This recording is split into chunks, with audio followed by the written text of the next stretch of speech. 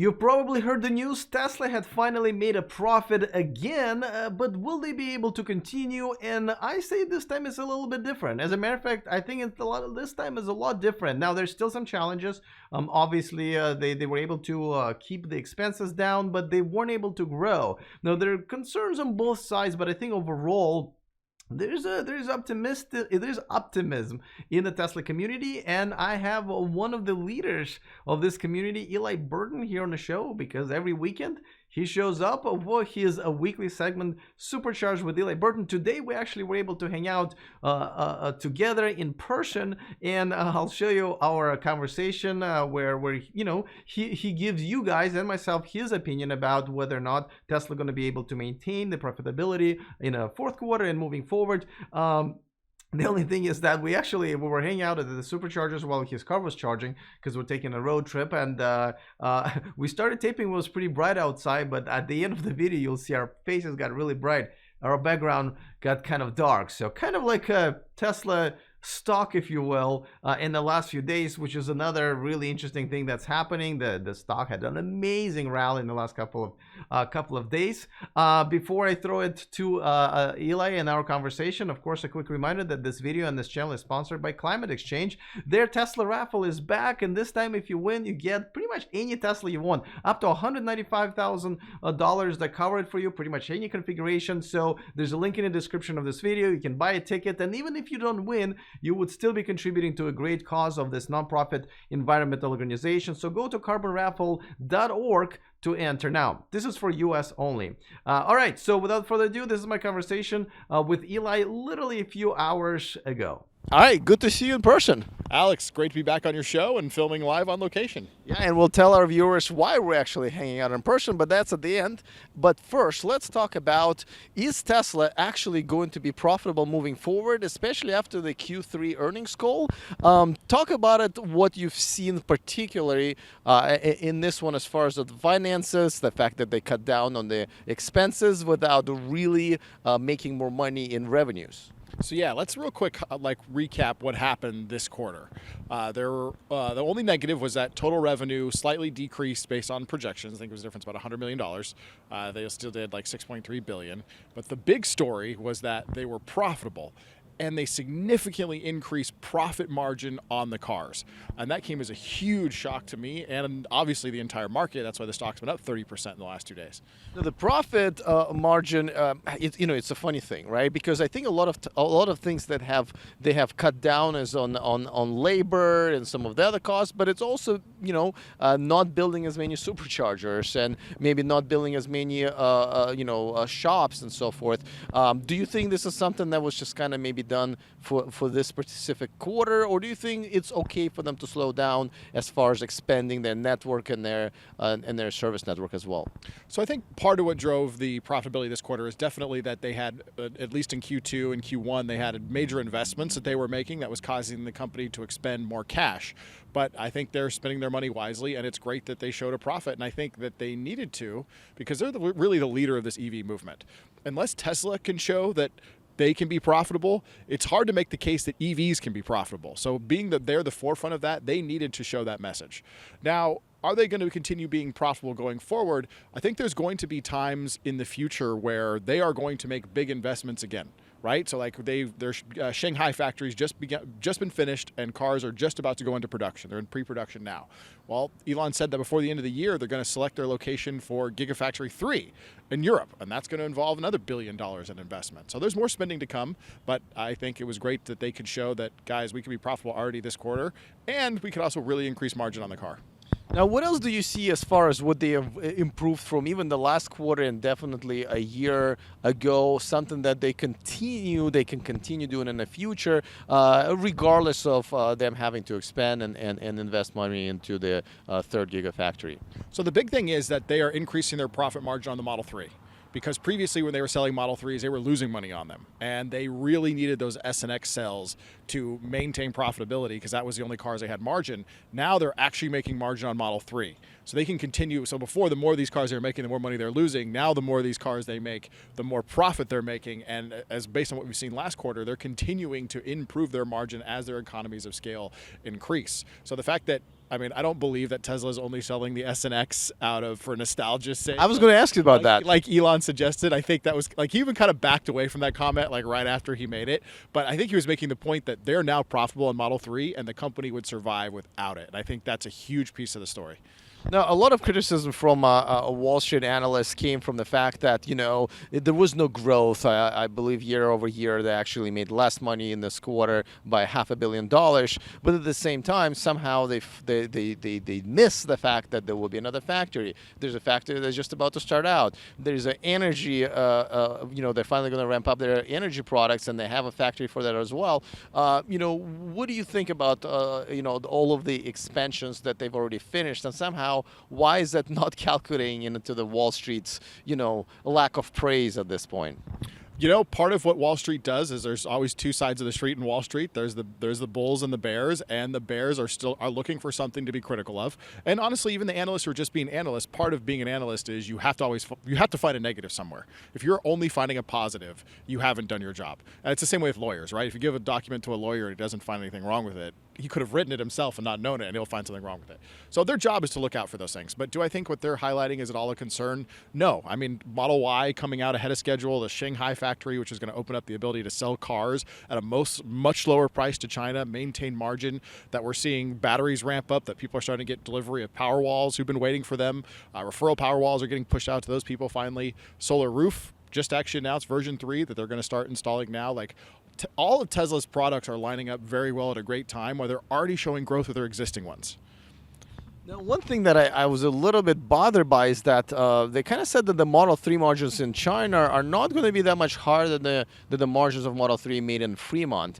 That goes against what I think I would have thought would be reasonable. And, when I talked to Sandy Munro, who was a guest on my show a while back, his predictions were that, that's just going to be insane. Why do you think the margins are not as great?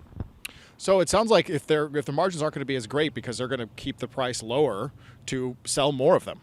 I think that's what it's going to be. Now, even if they're making just equal amount of money as they're making on Model 3 in the U.S., they're making money on Model 3s in the U.S. So 3,000 more cars per week that they ultimately get to, and obviously going beyond that, that is now that much more money in profit. But do I think that margins in Shanghai and in China are going to get better? I'd be surprised if they don't. Well, but there's also, I'm not sure if they were very clear, because they're making the cheaper version in Shanghai, but they're still delivering I believe the performance one all the way from Fremont. So I would assume that this is just the profit margin of the cheaper one is smaller. And you know what I mean? So I wish they were a little bit more clear on that, because that would make sense. That would even that out. Yeah, it would. You're right. So since they'll still be delivering performance from here, if you balance how, because obviously they're not making near as much profit margin on the ones they have to ship all the way there because they're selling them for the same price, versus ones that they produce there, they don't have the transportation costs. They have far lower labor's costs. They're getting materials right from the country that's producing them. So I think it's going to be interesting to see. I think we'll get more clarity on this in future quarters, especially once they start delivering cars from that factory, what the profitability actually looks like. Assuming they break that out, because they may never actually show us what the profitability of Shanghai is versus Fremont, because that could be a competitive advantage. They don't want people to know. It would be cool if Sandy Moreau would get a hold of a Shanghai-made a Model 3 and see what he finds there as well. Now, let me ask you this. So, Elon has been pretty calm and balanced lately. I think even the last phone call of earnings call and a shareholder meeting, he definitely came down from being all crazy. How much of him, some people saying being a more mature CEO, calculating into the stock price going up and overall confidence in the company? I think what is he, 48 years old? I think over the last few years, I don't think it's been a maturity thing. I think he's now maybe a little less stressed out than he's been, because Tesla had some major challenges over the past year and a half, 2 years, as they went through the production ramp, production hell that we all heard about.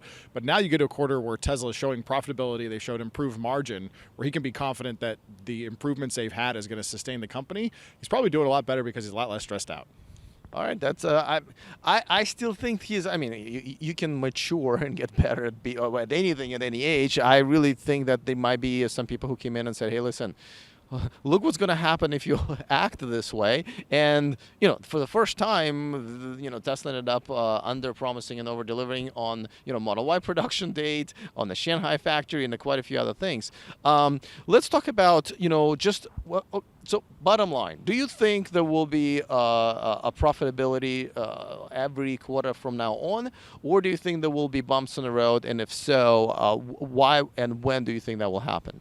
I think we're definitely going to see maintained profitability in Q4 unless they make the decision to invest a bunch more money either into the next factory, into scaling Model Y, or some other investments that we don't necessarily know that they're doing on the energy side. But I think they will be able to maintain profitability going forward, except for when they choose to make the investment in the next big thing. So I think when they make the investment in the Europe Gigafactory 3, I think that's going to be a huge capital expenditure that they're going to race to build as fast as they can. So in the quarter that they spend $1 billion on that, I don't expect them to turn a profit. But aside from big investments going forward, there's no indication that sales or profit margin on these vehicles is going to be a hindrance for them being profitable. And by the way, for them losing money in the quarter in the hierarchy, in the time scale of a company that's already been around for 10 years and is going to be around for probably 50 years plus to come, whether or not they're profitable in one quarter because they made an investment really doesn't matter. It's, are they profitable long term? Are they sustainable? And I think this quarter has proven that they will be. So let's talk about unrecognized income, something you explained to me the other day, and I found it pretty interesting. Now, I know they recognized, I believe, 40 plus million this quarter, but added more. Talk a little bit about that, and what's interesting, what you mentioned, is where it's coming from. Yeah, so unrecognized income is basically income a company receives for products that they maybe have not fully delivered, and it's a little bit different in the software world, but what's driving it at Tesla is full self-driving. So that's the one feature that Tesla is selling right now that is purely software, that when they make that sale, Tesla has not realized a lot of that income, which means like they're not filing it on their balance sheet as part of their revenue. So they've got this huge bit of revenue that they're not counting. They've not counted in previously quarterly earnings. And the strategy that they decided to do is they are incrementally realizing that income as they continue to improve the full self-driving feature set. Well, what's happened is they did realize some of that income this quarter, but the amount of unrealized income in net has actually grown. It's like over $500 million unrealized income, and what that's showing is more people are now buying full self-driving. And the best guess is, from just looking at this on the street, is that Enhanced Summon really did make an impact on people to start buying the feature, and the fact that the price is going up is actually convincing people to buy it. Not gonna lie, I don't really get why people buy that, but that's a different conversation. Actually, maybe that's an idea for the next video. All right. Well, listen, I gotta say, this is probably the most impressive earnings call that I've heard ever from them, and this might just be that turning point that I think everybody hoped for. So. And I think more than just a turning point for them, now that Tesla has shown significant profitability, and at least on margin, and decent profitability this quarter, it makes it hard for the other automakers to ignore EVs. Because as the longer they wait to start really going full throttle on this, the more Tesla is able to drive down their price and maintain profitable. What's going to happen is any of these guys who are moving into the market late are going to have to sell their cars at a loss for quite a long time until they can actually catch up with Tesla. Because these late entries, for niche cars like Porsche and Turbo S and things like that, yeah, they can sell it at a ridiculously high price point and be okay. But anybody who wants to come in and compete with like the Model 3, you're not going to convince them. But if you can get a standard range plus Model 3 for $37,000, $40,000 with tax and all that, and somebody's coming in with a competing product at $50,000 that doesn't have autopilot, people aren't going to buy that. They're going to buy the better product. So if these companies want to come in and compete until they can get the scales that Tesla has, they're going to have to sell their car at a similar price point and at a loss. So the longer they wait, the bigger the losses of these legacy auto manufacturers are going to be, when they finally get in the EV game and try to go to bat. Well, Chevy Bolt is still being sold at a loss, and I think I would propose that they're selling it at a loss not because they can't do it, is because they're not committed to it. They're not making enough or selling enough of them, and therefore doing it on a smaller scale. No matter who does it, Tesla, Chevy, or whatever, it's right now impossible. So hopefully that will push them into bigger commitment, and some of them I think committed a lot, like Audi and Porsche and so forth. Some of them have not, like Chevy, and Ford is coming up. That would be interesting. And in the case of Chevy, even though it's not profitable for them, it still has valuable to them as a compliance car, right? It helps check the box on those requirements for total miles per gallon of their fleet and stuff. But yeah, they haven't really committed to it. Yeah. All right. Well, we promised the viewers that we'll. It's actually gotten dark as we've been talking.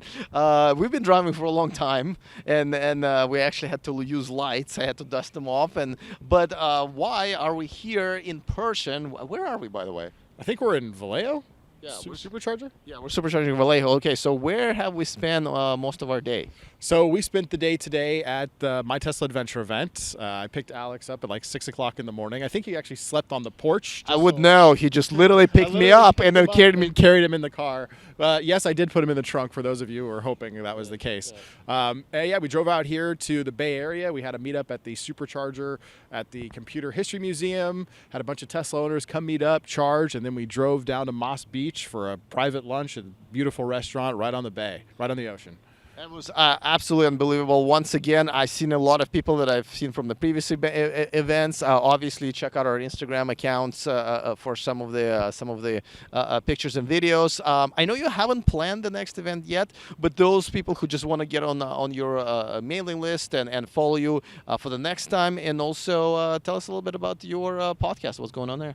Yeah, so if you guys want to stay up to date of when our events are, we announce those on Facebook at facebook.com/myteslaadventure. You can also follow our Instagram at instagram.com/myteslaadventure as well, but Facebook is where we primarily put the events. The way we do things is after we finish an event, then we think about the next one, never before. So over the next few weeks, we'll figure out when the next one's going to be, and love to have you join once we announce it.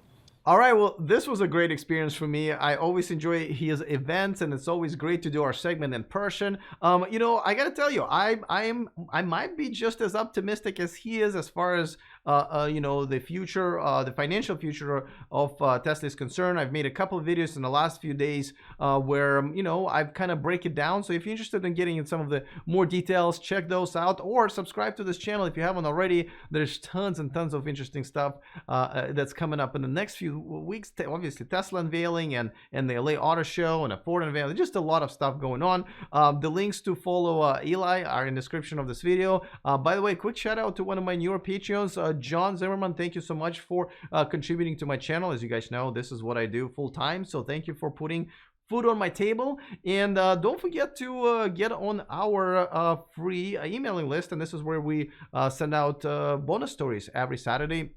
Just something that I'm just not able to cover on this channel or even on our website, E4Electric. And of course, if you want some of the behind-the-scenes footage, including the one from today, some of the amazing places that we went to, go to and follow me on Instagram under E4Electric. I'm actually under that handle on any social media, including TikTok. All right, looking forward to your comments. Other than that, see you guys next time, and remember to stay charged.